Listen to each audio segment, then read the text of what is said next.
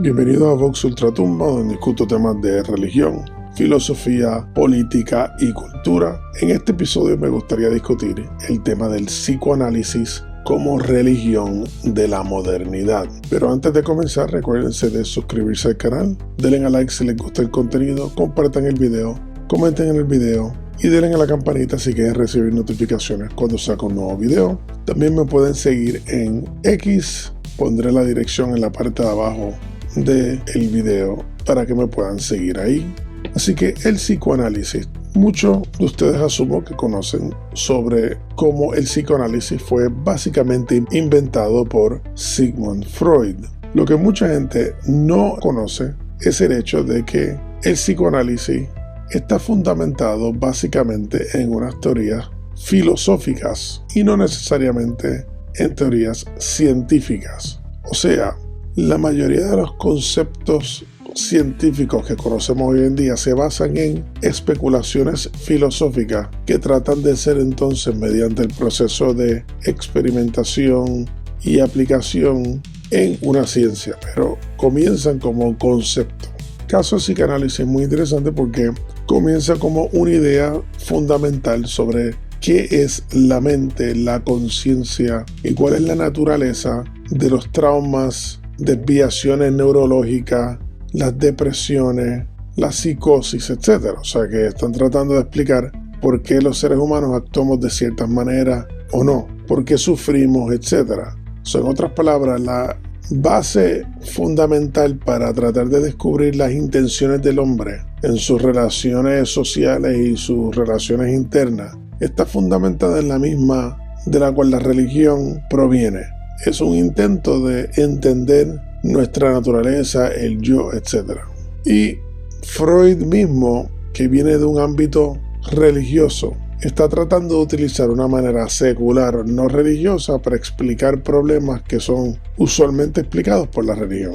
Lo interesante es que sus teorías y sus aplicaciones son en sí religiosas. En otras palabras, una religión sin Dios. Así que voy a ir poco a poco, porque este es el umbral del inconsciente, que es cuando empezamos a analizar qué es lo que está allá adentro. ¿Qué sucede cuando el hombre deja de mirar hacia los cielos y busca respuestas y empieza a excavar en las profundidades de nuestro propio interior? Porque Freud básicamente está funcionando como un tipo de cartógrafo de la mente, ¿verdad? De las profundidades y las sombras del inconsciente. Pero en esa búsqueda, en ese trabajo arqueológico, por analogía, ¿qué hace Freud cuando encuentra características, problemas, cómo el inconsciente se desenvuelve y cómo extraer información del paciente? Porque eso es lo que yo le llamaría del confesionario al diván.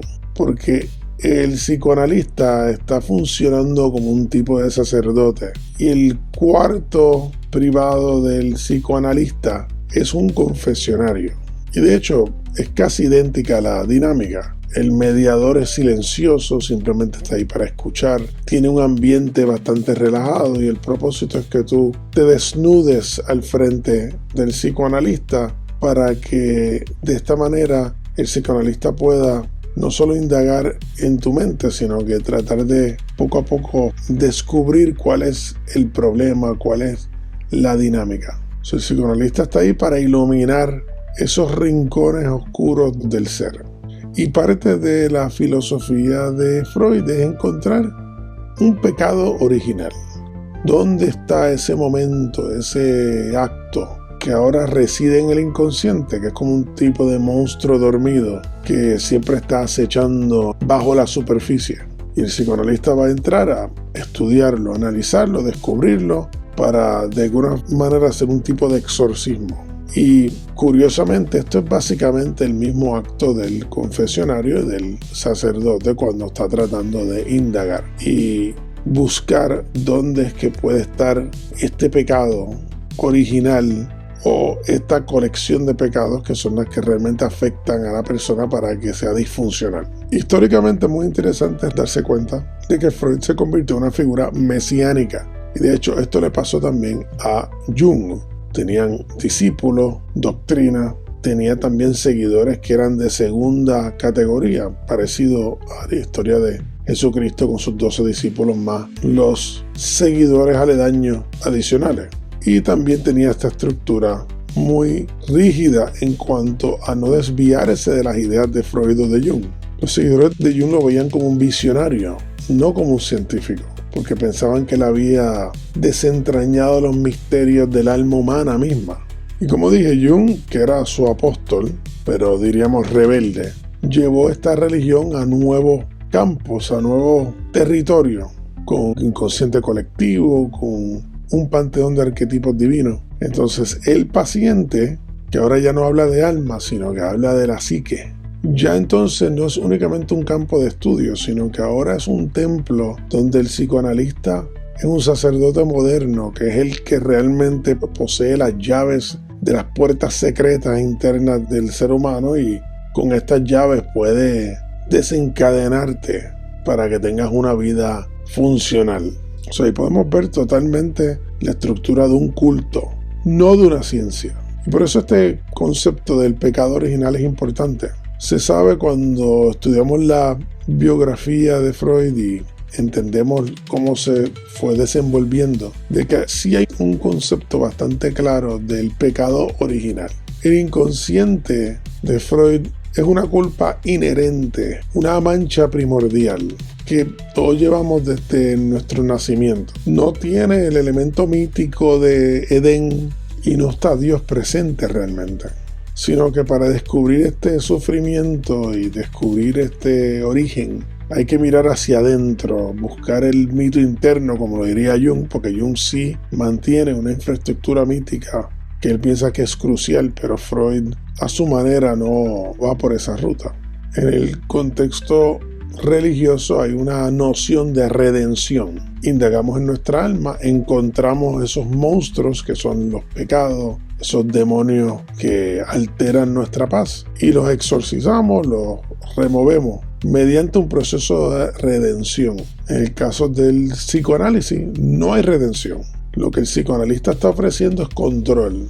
Comprendemos nuestros demonios y los domesticamos, que es una concepción diferente de cómo manejar el mismo problema que ambos están identificando. Es simplemente una forma diferente de manejarlo. Y ahí viene la dinámica espiritual, porque el psicoanálisis está reemplazando una fe que muchos dirían que es externa. O sea, estoy yo en mi conciencia y está Dios, está la iglesia, en el caso del cristianismo, o en el caso del Sanatana Dharma sería el templo, el gurú, etc. O sea que estamos externalizando en cierta manera, y ahora está siendo dirigida a una fe interna. O sea, el hombre moderno ya no busca la salvación en los altares, en los templos, en los dioses, sino que ahora se arrodilla ante un espejo.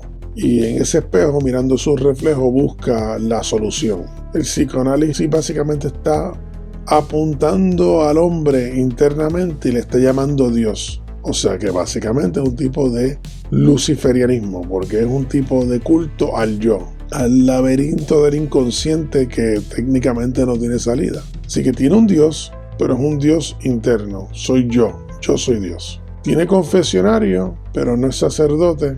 Es psicoanalista. Tiene dogmas, pero no son dogmas de las escrituras, sino que ahora son los dogmas del psicoanalista y de los padres del psicoanálisis, como Freud y Jung, Adler, etc.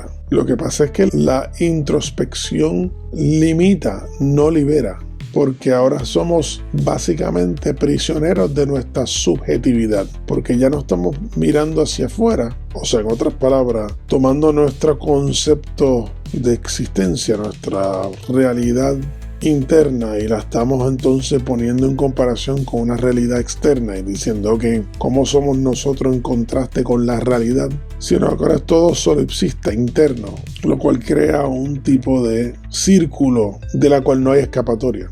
Y yo diría que el psicoanálisis es una doctrina ocultista en el concepto más básico de la palabra. El psicoanálisis no es solo una ciencia, es una doctrina esotérica que promueve revelar los misterios del alma, pero no te puede garantizar nada. No hay verdad.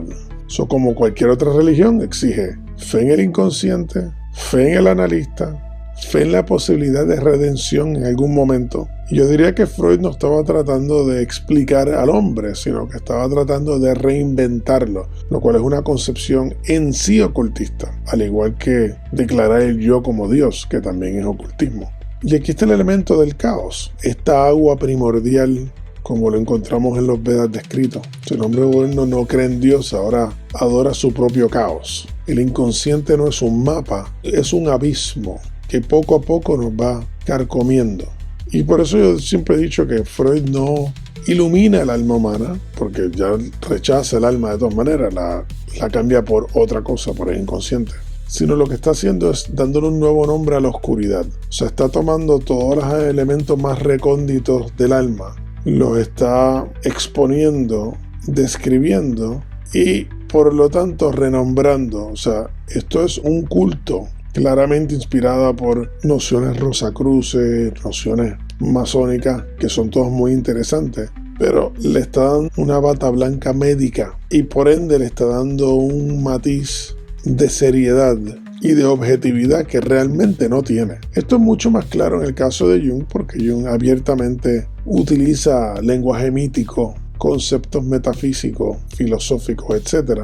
Y sin miedo mezcla estas ideas. Pero el psicoanálisis como concepto en la modernidad no es visto de esa manera, es visto como una ciencia muy seria, sin ningún tipo de filiación a la religión. Pero mi propósito era exponer el hecho de que estamos manejando una religión, donde el yo no se define, pero tiene un pecado original, tiene una culpa que tiene que ser descubierta, pero esa culpa es reciclable porque el analista encuentra un problema y de ahí saca otro y de ahí saca otro y esto nunca termina. La persona entonces busca de alguna manera de descubrirse dentro de esta merma confusa y problemática, y en vez de buscar mecanismos de resolución, de redención, porque como he dicho en otros videos, las figuras redentoras están en todas las religiones y en todas las culturas. Por lo tanto, la necesidad de la redención y la búsqueda del redentor es totalmente normal.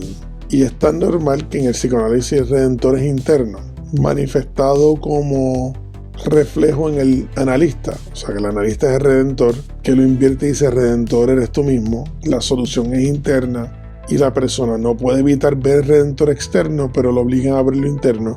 Y está en este jueguito toda su vida. Es por esto que muchas veces las personas que han sufrido unos traumas muy serios, usualmente es la religión la que realmente los saca, porque hay una dinámica de intercambio entre todos los sufrimientos y las experiencias internas y las experiencias externas. La espiritualidad ofrece algo que ningún psicoanalista puede ofrecer, que no es solamente encontrar un tipo de falta, sino de poner esa falta en un contexto universal, en un contexto espiritual, y ver esa falla, ver ese sufrimiento como parte de un esquema significativo, que en el griego se llamaba el arque y después el telos. El psicoanálisis no ofrece ni arque ni telos. El arque es el origen, el principio, el fundamento, la primera causa. El arque en el psicoanálisis es el inconsciente y algo que está escondido. En el contexto religioso, el arque es Dios, la universalidad de Dios, la universalidad de la existencia. Es una fuente de donde salimos nosotros. Por lo tanto, el arque ya no está en las profundidades confusas del interior, sino que está en la totalidad de la existencia. El telos es el propósito, la meta, el objetivo. ¿Cuál es el objetivo en el psicoanálisis? No es simplemente descubrir o entenderse, pero es circular. En las religiones el telos es la liberación, la culminación de un proceso, la deificación, el enaltecimiento del alma y del yo en unión con el origen. Por lo tanto, hay un elemento de perfección, en el cual el psicoanálisis te plantea que esto es imposible, la perfección no existe. De hecho, eso es parte de los elementos. Una aceptación de la perfección es imposible, pero el telos en el contexto religioso es la perfección. Es el camino hacia esta culminación y por lo tanto hay un desarrollo. Y nosotros somos partícipes de desarrollo y por lo tanto nuestro propósito en la vida es el encaminarse en sí. Y la falta, la falla, los problemas, los sufrimientos, los traumas son parte de ese proceso, de esa estructuración.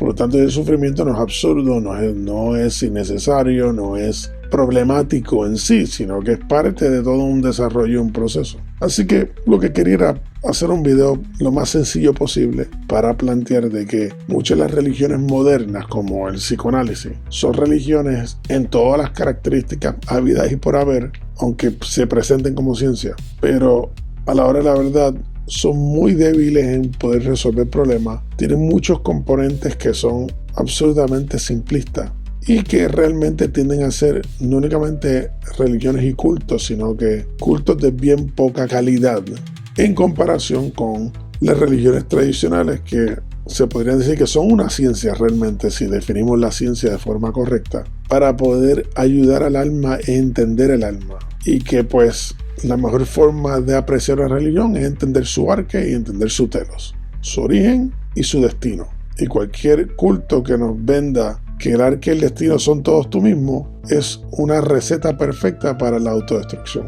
Así que espero que les haya gustado el tema, espero que también los ayude de alguna manera. Por favor, recuérdense de suscribirse al canal, denle a like si les gusta el contenido, compartan el video, comenten el video, denle a la campanita si quieren recibir notificaciones y recuérdense que si quieren apoyar el canal, pues pueden ir al enlace que estoy poniendo en la descripción para que puedan ver pues las camisas que tengo disponibles y ese tipo de cosas para que apoyen el canal si les interesa. Así que gracias por estar conmigo, nos vemos en la próxima.